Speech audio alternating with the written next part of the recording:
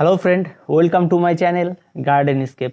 আপনি যদি আমাদের চ্যানেলে নতুন হয়ে থাকেন অবশ্যই আমাদের চ্যানেলটিকে সাবস্ক্রাইব করুন এবং আমাদের চ্যানেলের সমস্ত আপডেট তথ্য পেতে পাশে থাকা বেল আইকনটিকে প্রেস করুন। বন্ধুরা, চলুন ভিডিওটি শুরু করা যাক। আজ আমরা আপনাদেরকে দেখাতে এসেছি ট্যাঞ্জেল হার্ট গাছের সমস্ত রকম পরিচর্যা নিয়ে। হ্যাঁ বন্ধুরা, এই গাছটি অত্যন্ত জনপ্রিয় একটি গাছ। আমাদের প্রত্যেক বাগানীদের কাছে কম বেশি এই গাছ রয়েছে, কিন্তু প্রত্যেক বাগানি যত্নের অভাবে এই গাছগুলিকে আমরা একটা সময় নষ্টও করে ফেলি। আবার অনেক বাগানে রয়েছে এই গাছ যত্ন করে বাড়িতে প্রচুর বন জঙ্গলের মতো তৈরি করে ফেলে। তো আজ আমরা এই গাছগুলিকে আপনারা কীভাবে পরিচর্যা করবেন এবং কত সহজভাবে যে এই গাছগুলি আপনাদের ছাদ বাগানে করা যায় সে নিয়ে আজকে আমরা বিস্তারিত আলোচনা করব। প্রথমে বলে রাখি, এই ট্যাঞ্জেল হার্ট গাছটি একটি স্যাকুলেন্ট ভ্যারাইটির গাছ। এই গাছটি খুব একটা সূর্যের আলো পছন্দ করে না এবং মোটামুটি হালকা সকালবেলা সূর্যের আলো লাগে এমন একটি জায়গাতে এই গাছটিকে কিন্তু আপনাকে রাখতে হবে। আর হ্যাঙ্গিং প্ল্যান্ট হিসেবে এই গাছ খুবই জনপ্রিয়তা অর্জন করেছে। এমন কোনো বাগানে নেই বা এমন কোনো বাড়ি নেই যেই বাড়িতে এই গরমের সময় এই হ্যাঙ্গিং প্ল্যান্ট হিসেবে এই গাছকে লাগানো হয় না। আর দ্বিতীয়ত, এই গাছের পরিচর্যা কোনো রকমভাবে নাই বললেই চলে। যদি কেউ মনে করেন যে আমি গাছ লাগিয়ে কোনো রকম পরিচর্যা করব না কিন্তু একটা সুন্দর গাছের দরকার, তবে আমি আপনাকে বলবো আপনি এই ট্যাঞ্জেল হার্ট গাছটি নিয়ে আসুন। এবং এই গাছটি নিয়ে আসার জন্য আপনাকে নার্সারি বা কোনো জায়গায় গেলে আপনাকে যে কোনো একটা মূল্যে এই গাছটি নিতে হবে। কিন্তু একটি গাছ থেকে আপনি অজস্র গাছ তৈরি করতে পারবেন এবং এর চারা প্রচুর পরিমাণে তৈরি হয়। তো সে সমস্ত কোনো বিষয় নিয়ে কোনো সমস্যা হবে না। এই গাছটিকে লাগানোর জন্য আপনাকে যে মাটিটি তৈরি করতে হবে সেই মাটিটি নর্মাল দোআঁশ মাটি নেবেন এবং তার সঙ্গে এক মুঠো গোবর সার এবং আপনি চাইলে ভার্মি কম্পোস্ট ব্যবহার করতে পারেন বা নাইট্রোজেন ঘটিত বা অন্যান্য যে ম্যাটেরিয়ালগুলো থাকে গাছে সাধারণত আমরা দিই, বোন ডাস্ট বা অন্যান্য কিছু, আপনার সাধারণত এখানে জৈব সার ব্যবহার করলেই বেশি ভালো হয়।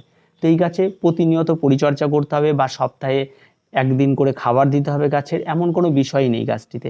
এই গাছটি লাগানোর পরে আপনি নর্মাল দোআঁশ মাটি তৈরি করে নিয়ে আপনি গাছটিকে লাগিয়ে দিন। গাছটিকে লাগানোর জন্য আপনাকে কি করতে হবে? সবার প্রথমে আপনি যদি এই বিষয়টিকে দেখেন যে এই যে একটি গাছ দেখতে পাচ্ছেন, এই গাছটি এটা কিন্তু প্রত্যেকটি গাছ, এই গাছের প্রত্যেকটি পাতার গোড়া থেকে দেখুন দুটি করে গাছ বেরিয়েছে।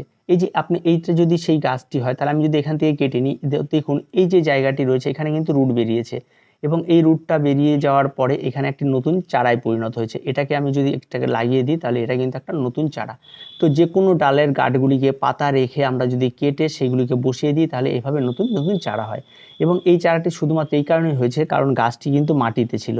এই যে দেখতে পাচ্ছেন প্রত্যেকটি গাছ যেহেতু এই লতানো এই জায়গাটি মাটিতে ছিল তাই নতুন চারা হয়েছে, কিন্তু যেই গাছগুলি ডালগুলি এভাবে ঝুলেছিল সেই গাছগুলিতে কিন্তু এই যে নতুন চারা বের হওয়া এই বিষয়টি আপনারা লক্ষ্য করতে পারবেন না। তাই এখান থেকে কিন্তু অজস্র চারা তৈরি হয়েছে। আপনারা দেখুন একটা ডাল থেকে এখানে হাজার হাজার চারা তৈরি আছে। এরকম যদি ডাল হিসাব করি কত হাজার হাজার চারা তৈরি হয়। তো এভাবে আপনারা এই চারাটিকে যদি আপনারা কোনো একটা পাত্রে, আপনি বাড়িতে আপনার একটা কাপে লাগাতে পারেন বা যে কোনো কন্টেনারের মধ্যে আপনার ফেলে দেওয়ার যে কোনো কন্টেনার বা বাড়ির বোতল হোক বা যে কোনো কিছুতে আপনারা এটি লাগাতে পারেন। এটিকে লাগিয়ে দেওয়ার পর 10 থেকে 15 দিনের মধ্যে আপনার গাছে গ্রো করে মোটামুটি এই অবস্থায় চলে আসবে। 10 থেকে 15 দিনের মধ্যে এই গাছের গ্রো খুব ফাস্ট হয় আর গাছের খাবার নেই বললেই চলে। এবার আপনি গাছটি কোথায় রাখবেন? আপনার এই গাছটি রাখার জন্য যেখানে দেখবেন সকালের সূর্য আলোকটা পড়ে সেরকম কোনো জানালা বা বেলকনি, ঠিক আছে, সেই সমস্ত জায়গায় এই গাছটিকে রাখতে পারেন। বা বিকেলের শেষে, দুপুরের শেষে হালকা সূর্য আলোক যখন বিকেলের দিক হয় তেমন জায়গা আপনাকে চুজ করে এই গাছটিকে রাখতে হবে। এবং গাছটি রাখার জন্য নির্দিষ্ট কোনো মাপের টবের প্রয়োজন হয় না। আপনি ছোট থেকে বড় যে কোনো মাপের টবে আপনার গাছটি করতে পারেন। আপনার টব বুঝে গাছ নিজে নিজেই শেপ নিয়ে নেবে। যদি ছোট হয়, যেমন দেখতে পাচ্ছেন এটি একটি ছোট্ট কন্টেনারে, এটি ছোট যেভাবে শেপ নেওয়া উচিত ঠিক সেভাবে এটিকে শেপ নিয়ে নিয়েছে।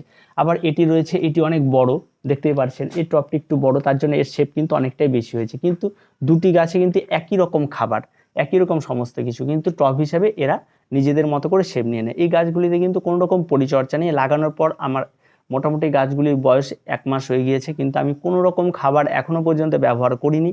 কারণ এই গাছের খাবার 1 মাস পর 1 দিন দিতে হয়। আপনি চাইলে সেটি 1 মাস পর 1 দিন, এবং 1 মাস পর 1 দিন আমি কি খাবার দেবো? 1 মাস পর 1 দিন আমি একটি মিক্স জৈব খাবার দেবো। এবং এই মিক্স জৈব খাবারের মধ্যে থাকবে হাড় গুঁড়ো, শিংকুচি, তারপর আপনার গোবর সার এবং আরও নিম খোল বা সরষার খোল, আপনারা যে কোনো কিছু দিতে পারেন। সব কিছু 1 চামচ 1 চামচ করে দিয়ে এবং তার সঙ্গে গোবর সারটা আপনারা 4 চামচ দেবেন, দিয়ে একটি মিশ্রণ তৈরি করে গাছের গোড়ায় আপনারা দিয়ে দেবেন। দেওয়ার পরে গাছের রেজাল্টগুলি কিন্তু খুব ভালো পাবেন। তো আমি আপনাদের আরেকটি জিনিস দেখিয়ে দিচ্ছি, যেই গাছগুলিতে প্রচণ্ড সূর্যের আলোক পড়ে, আপনারা দেখুন এই গাছটিকে যদি খেয়াল করেন তাহলে হয়তো আপনারা বুঝতে পারবেন যে গাছটির পাতাগুলিতে দেখুন একটা বেগুনি রঙের একটা লাইন দেখা দিচ্ছে প্রত্যেকটি পাতার মধ্যে। তার ফার্স্ট কারণ হচ্ছে এই গাছটি প্রখর সূর্য আলোকে থাকে, প্রচুর পরিমাণে সূর্যের তাপ এই গাছটিতে পড়েছে, যার ফলে এই গাছটি কিন্তু ঝলসে যাচ্ছে দিনের পর দিন। আস্তে আস্তে কিন্তু যদি এভাবেই চলতে থাকে তবে কিন্তু গাছটি একটা সময় নষ্ট হয়ে যাবে। তাই আপনারা এই জিনিসগুলো খেয়াল রাখবেন। এই গাছের পাতাগুলি দেখুন একদম পরিষ্কার পরিচ্ছন্ন পাতা, গাছের পাতায় কোনো রকম র্যাশ দেখা যাচ্ছে না, কিন্তু এই গাছটিতে দেখা যাওয়ার মূল কারণ হচ্ছে যে আপনারা যখন গাছের গুলিকে রাখছেন সূর্য আলোকে, যদি সারাদিন যদি দিনে 6 থেকে 7 ঘন্টা এর গাছটির উপর রোদ লাগে তখন কিন্তু এই গাছটি সেটিকে সহ্য করতে পারে না, তখন গাছের পাতাগুলি কিন্তু ঝলসে যায়। তারপরে ধীরে ধীরে পাতার ভেতরের যে ফাংশনগুলো থাকে সেগুলো নষ্ট হয়, ধীরে ধীরে তারা সালোক সংশ্লেষ বন্ধ করে দেয়, ধীরে ধীরে গাছগুলি কিন্তু মারা যায়।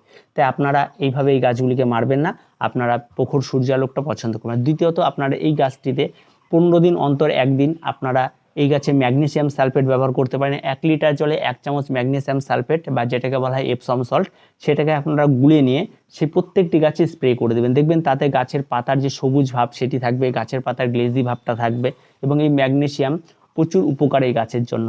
আর তার সঙ্গে সঙ্গে আপনারা অবশ্যই গাছে পরিষ্কার জল স্প্রে করুন সপ্তাহে একদিন। আর যদি কন্টিনিউ বৃষ্টি হয় বা কোনো কিছু হয় তাহলে তো এই গাছের কোনো ব্যাপারই না, কারণ বৃষ্টির জল পড়লে এই গাছ সবচেয়ে বেশি বেস্ট গ্রো করে। আর গাছে তেমন কোনো পোকামাকড় হয় না, আর বৃষ্টি বেশি হলে গাছে শুঁয়োপোকা দেখা যায় হালকা, এবং তার জন্য আপনাকে অবশ্যই পেস্টিসাইড ব্যবহার করতে হবে। আর যদি কখনো দেখেন যে গাছের গোড়ায় জলের পরিমাণ বেশি হয়ে যায় তখন এই গাছে একটা ধসা রোগ দেখা যায় বা গাছের গোড়া পচে যাচ্ছে, গাছটি পচতে পচতে শেষ হয়ে যায়। সেই সময় আপনারা গাছে অবশ্যই অ্যান্টিফাঙ্গাল স্প্রে করবেন, এবং যে কোনো সার বা কীটনাশকের দোকানে এটি পেয়ে যাবেন, এবং আপনারা তাদেরকে গিয়ে বলবেন যে এরকম গাছের ধসা লেগে গেছে এবং এই ধরনের গাছের জন্য কি করা যায়, তারা আপনাদের অবশ্যই সাজেস্ট করবে। তো এভাবে আপনারা এই গাছগুলিকে করুন।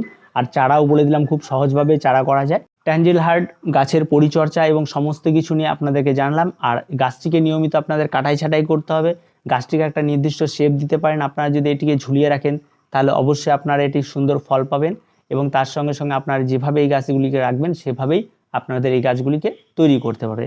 তো বন্ধুরা, ট্যাঞ্জেল হার্ট গাছের পরিচর্যার ভিডিওটি আজকে এ পর্যন্তই, এবং ভিডিওটি যদি ভালো লেগে থাকে অবশ্যই আপনারা লাইক, শেয়ার এবং কমেন্ট করুন, এবং আমাদের চ্যানেলটিকে অবশ্যই সাবস্ক্রাইব করুন।